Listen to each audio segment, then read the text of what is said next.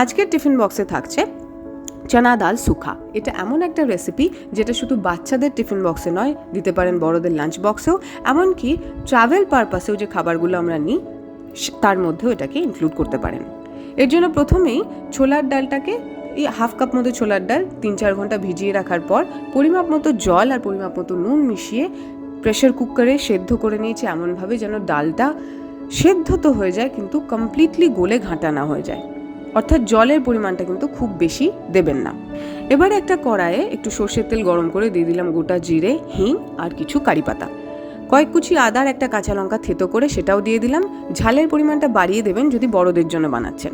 এবারে কয়েক টুকরো টমেটো দিয়ে দিলাম, টমেটোগুলো একটুখানি নেড়েচেড়ে দিয়ে দিলাম একটু জিরের গুঁড়ো, একটু হলুদ গুঁড়ো, একটু ধনের গুঁড়ো, আর এটার সাথে একটু জল দিয়ে দিলাম যাতে মশলাগুলো পুড়ে না যায়। একটু নেড়েচেড়ে দিয়ে দিলাম একটু চিনিটা নিজেদের পরিমাণ মতো কম বেশি করতে পারে।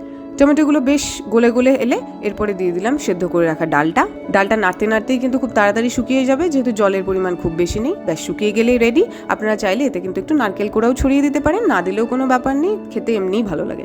আমি 2টো পরোটা বানিয়ে নিয়েছি। পরোটাগুলো একটুখানি কেটে নিয়ে আমি একটা বাটার পেপারে র্যাপ করে নিয়েছি, কেটে নিয়েছি যাতে বাচ্চার খেতে সুবিধা হয়।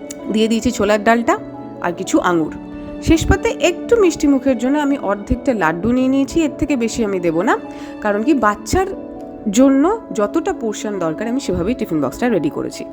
তো এই তো হয়ে গেল টিফিন বক্স রেডি। আপনাদের কেমন লাগলো অবশ্যই জানাবেন। সকলে ভালো থাকবেন, টাটা।